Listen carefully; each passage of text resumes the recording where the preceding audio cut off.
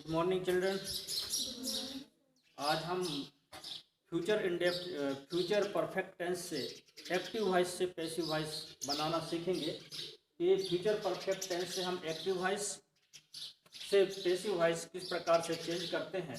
तो इसके लिए सबसे पहले हम देखेंगे यहाँ पर कि एक्टिव वॉइस की संरचना क्या है, स्ट्रक्चर क्या है। तो स्ट्रक्चर है एक्टिव वॉइस की सब्जेक्ट प्लस शैल और will plus have plus third form of the verb का तीसरा रूप प्लस ऑब्जेक्ट।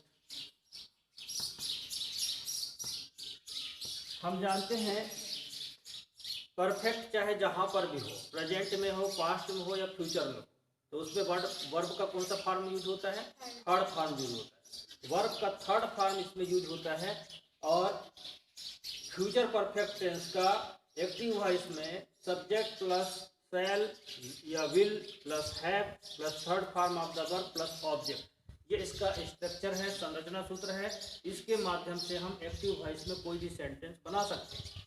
अब जब हम इसको पैसिव वॉइस में चेंज करते हैं तो हम जानते हैं कि जब किसी वाक्य को एक्टिव वॉइस से पैसिव वॉइस में चेंज करते हैं उस समय सब्जेक्ट के स्थान पर ऑब्जेक्ट और ऑब्जेक्ट के स्थान पर सब्जेक्ट किया जाता है, पहला परिवर्तन। दूसरा, शैल या विल हैव के बाद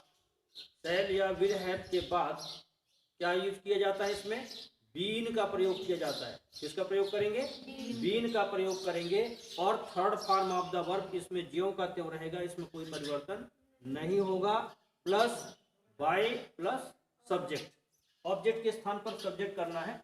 ये पैसिव वॉइस में जब हम चेंज करते हैं, ये एक्टिव वॉइस हुआ। और जब ये पैसिव वॉइस में चेंज होता है तो सब्जेक्ट के स्थान पर object plus shall have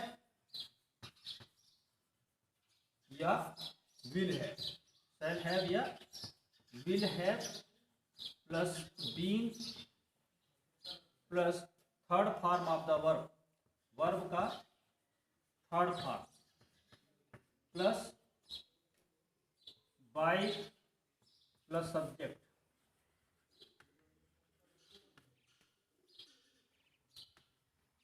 in संरचना सूत्रों के आधार पर अब हम एक्टिव वॉइस से पैसिव वॉइस में वाक्यों को चेंज करेंगे और उदाहरण के माध्यम से इसको हम समझेंगे कि किस तरह से एक फ्यूचर परफेक्ट टेंस से हम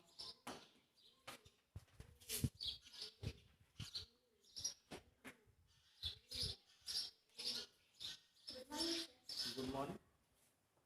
द आर्टिस्ट एक्टिव वॉइस है इसका, the artist will have drawn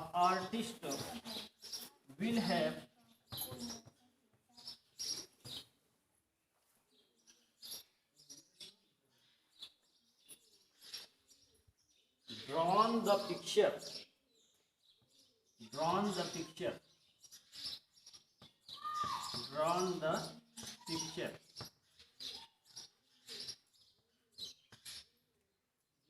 देखें यहाँ पर the artist will have drawn the picture.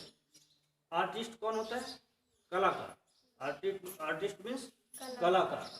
Drawn means खींचना, ड्रा मीन्स खींचना होता है। पेंट जब हम करते हैं तो ड्राइंग करते हैं, उसको ड्राइंग करना बोलते हैं। तो artist will have drawn the picture, कलाकार चित्र बना चुके होंगे, कलाकार चित्र बना चुके होंगे।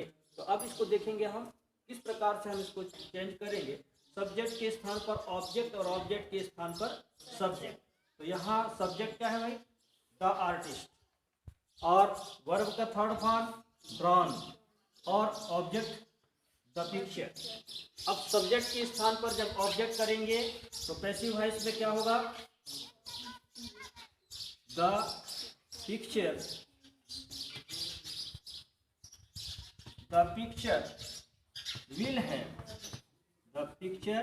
will have been drawn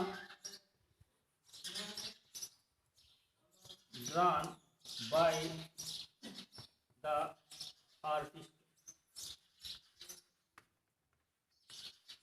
इस उदाहरण के माध्यम से हम इसको समझे कि किस तरह से सब्जेक्ट के स्थान पर ऑब्जेक्ट और ऑब्जेक्ट के स्थान पर सब्जेक्ट होता है।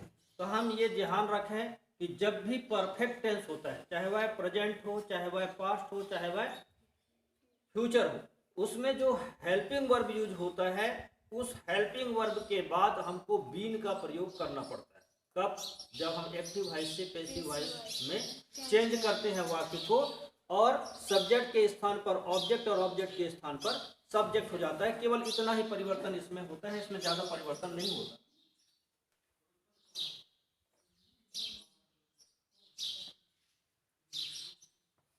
एक और उदाहरण देख लें। काइट्स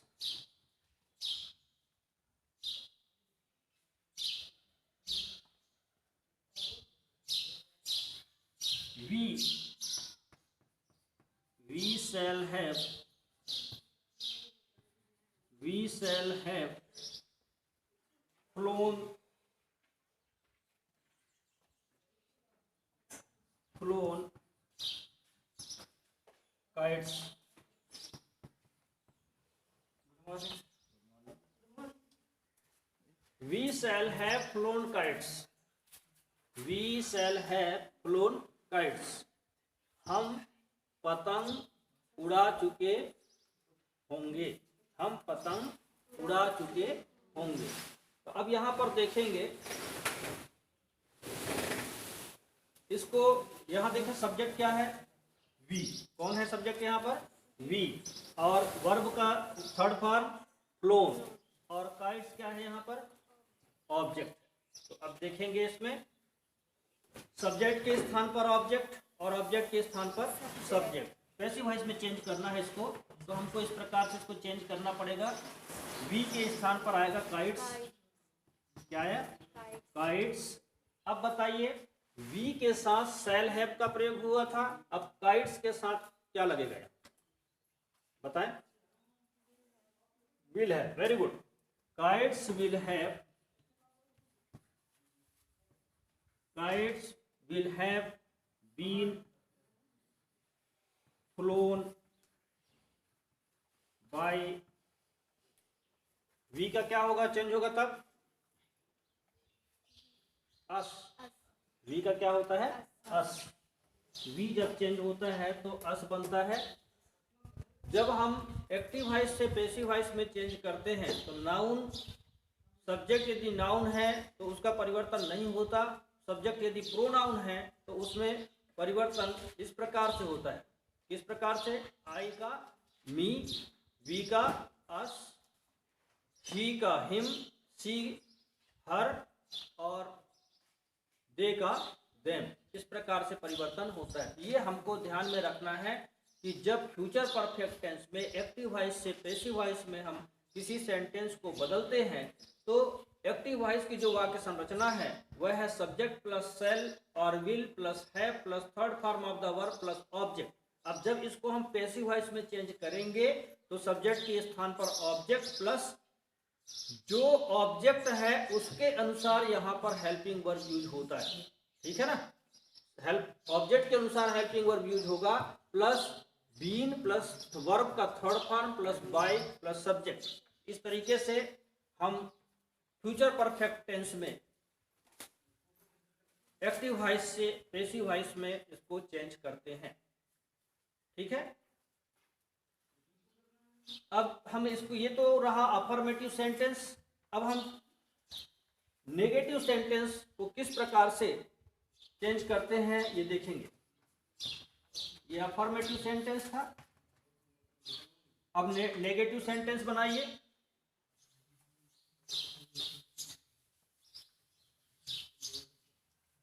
फ्यूचर परफेक्ट टेंस के नेगेटिव सेंटेंस एक्टिव वॉइस में उसकी जो वाक्य संरचना है वह इस प्रकार से होगी।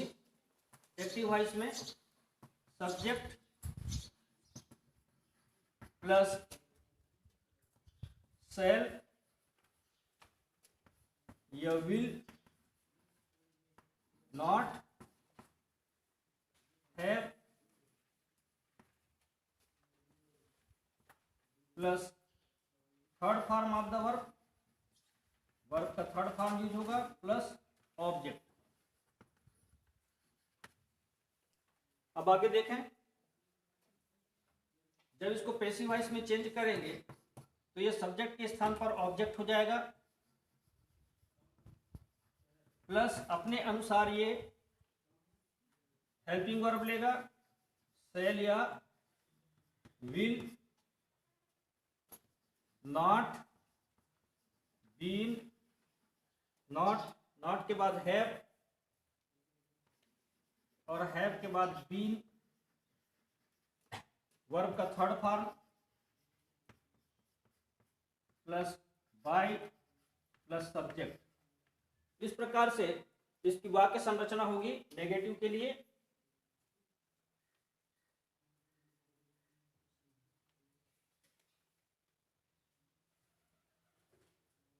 एक उदाहरण से इसको समझें हम।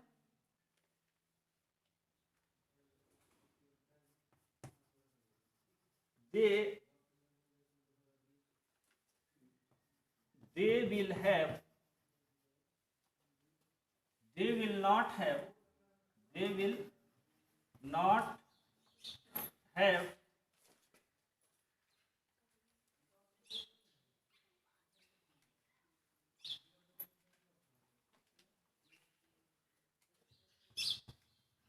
pushed the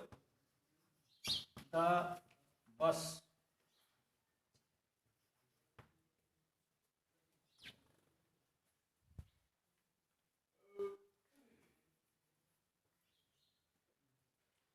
They will not have pushed the bus।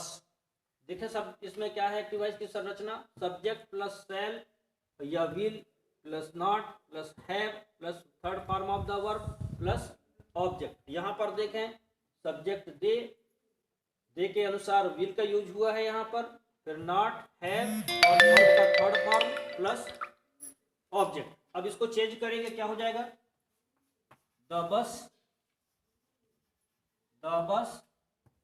will not have been